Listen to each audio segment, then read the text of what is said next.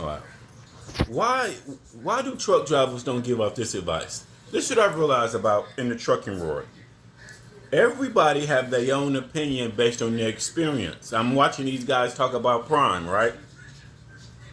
Well, I'm watching Richie Rich, then watching Lockout Man, and then guys at Prime leasing. See, if you wasn't in the trucking industry and you talk to one of these leasing drivers, they would all only you would look at trucking. They will paint a picture of you. They will paint a picture of you trucking would be terrible, terrible. If you listen to these old heads, whether it's a new old head, it really don't matter because all they talk about is leasing. I would never recommend leasing in the trucking industry. No, I would recommend as a company driver finding you a nice, dedicated account. It seems like all Richie Rich and a lot of old people and a lot of people, all they talk about is leasing, leasing, leasing. I get it.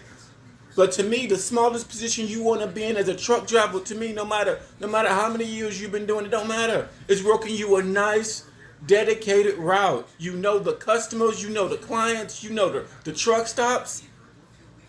That makes your job 10 times easier. Like for an example, when I was with CR England, which is a reefer company. When they do OTR, it's a reefer, but they got contracted freight, obviously. But go to like Prime. Both of these companies got in common? Both of these companies got a big reefer vision. So what did that mean when you new to trucking and you do reefer? That means you are going to be waiting at docks for hours and hours and hours, which is the shittiest part of trucking. It is. It's not the smart position to be in. Why nobody says that? No, when you get trucking and you get options and you get experience, find you a nice motherfucking dedicated account. You don't want to be sitting at these reefer all these fucking warehouses waiting 4, 5, 6, 7 hours. Then gotta pay a $200-$300 lumber fee, nigga.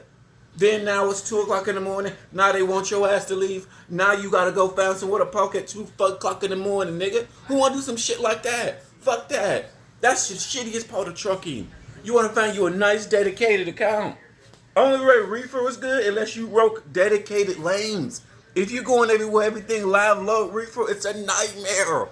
It don't matter if it's Prime. It don't matter. I've been places with Prime. We set all fucking weekend. All weekend.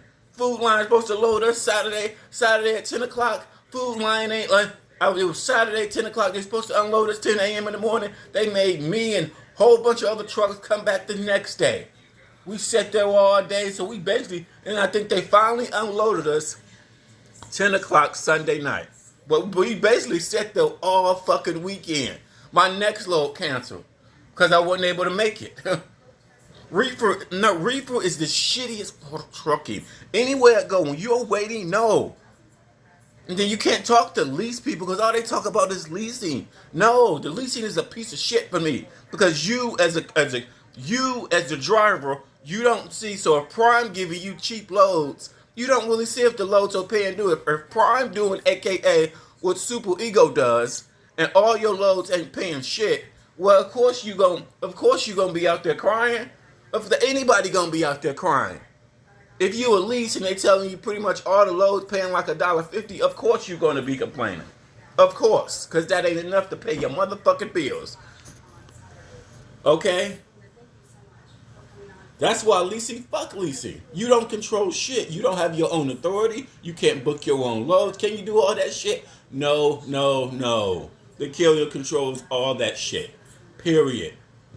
So if you ain't making hardly that much revenue, and it really sucks for you as a reefer company. You wanna know why? Because if you're doing everything live though, so that means you may only flip 3-4 loads that week because you waiting all day.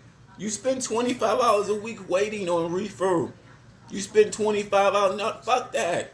Go find you some nice Walmart. Go find you some nice Sam's Club. Fuck that. Fuck OT. I would never recommend OTR.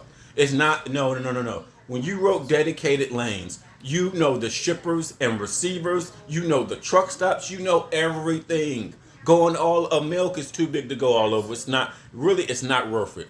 It's not. It's companies out here. When you got a decent record and you got options, it's companies out here. They may be small companies. Don't hate small companies. That's another thing. A lot of old niggas. Oh, this. No. Small companies and big companies, bro, have their pros and cons. I will never hate CR England. I've got my CDL through them, and they taught me a motherfucking lot. I should have stayed on one when I had their chance to stay on their dedicated account. I should have stayed on their motherfucking dedicated account. Cause that made your job 10 times easier versus going all over America, waiting here, waiting there. Just the whole fuckery.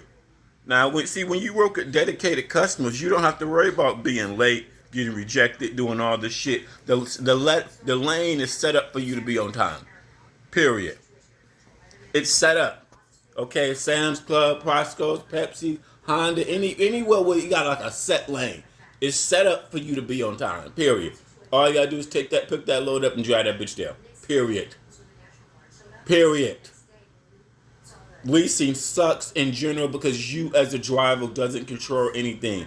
I've seen too many drivers that got over 10 years of experience still getting fucked over. To me, the 10 years of experience don't mean shit because you still don't book your own loads. Somebody else book your own loads. Okay.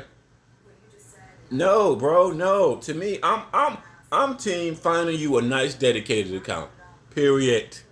Period. You want to drive all over the country. You don't know. The milk is too big. You don't know it. I'm only driving 10, 20 years. No. Find you a dedicated account. That makes your job 3 times. Listen to me why it makes your job 3 times easier. You know the shippers, the receivers, the truck stops. You know all this shit. Period. And if you want to drop and hook, or at least let's just say if it was 70% drop and hook. Shit. And if it's pre-live loads account, sometimes them live loads will be quick. If it's like you already got a relationship with people, you go in places to get the backup, they're going to load you real quick. Some places like that was already pre-set up. Them places are fast. You're not going to be waiting there hours and hours and hours. Now you got to pay a lumbo fee of $200. Oh, it's 2 o'clock in the morning. Now it's time for you to go. Nah, bro.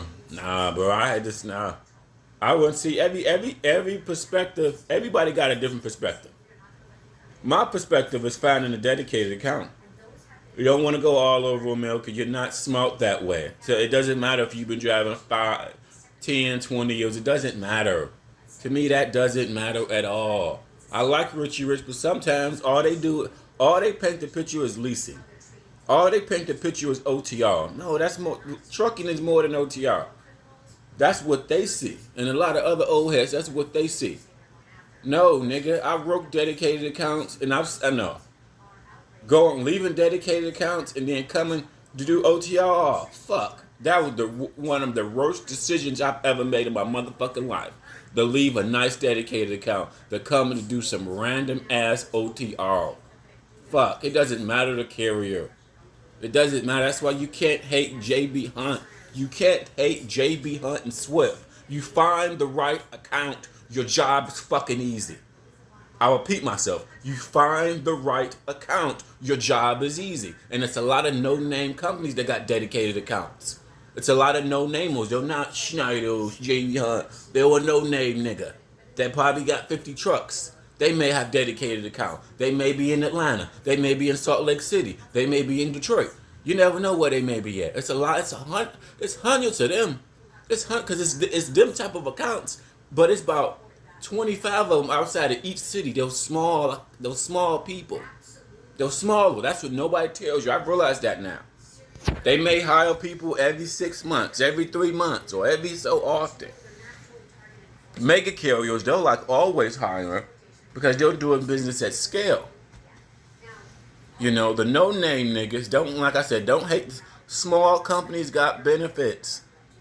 To me, everything, the right account, the right running lane, your life is easy.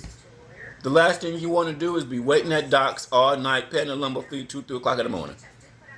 That's the last thing you want to motherfucking be doing. And doing some type of reefer, everything live load, and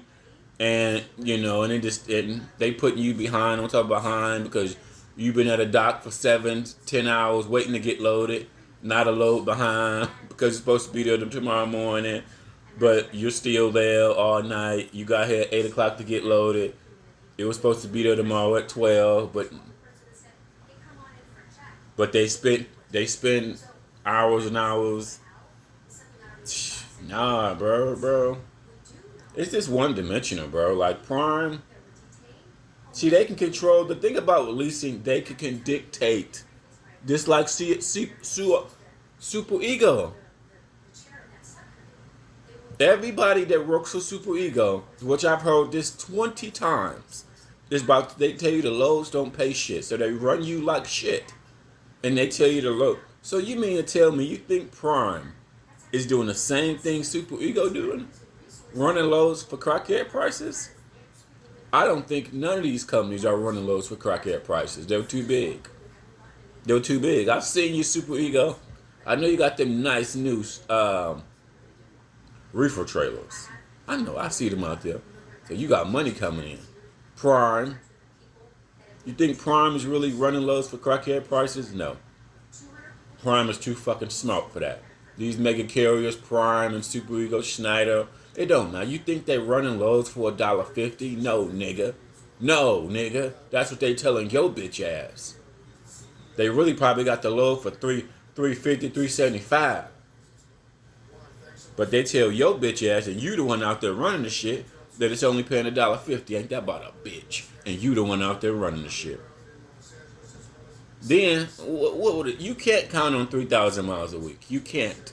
I agree with, who said that? Richie Rich, I think he said.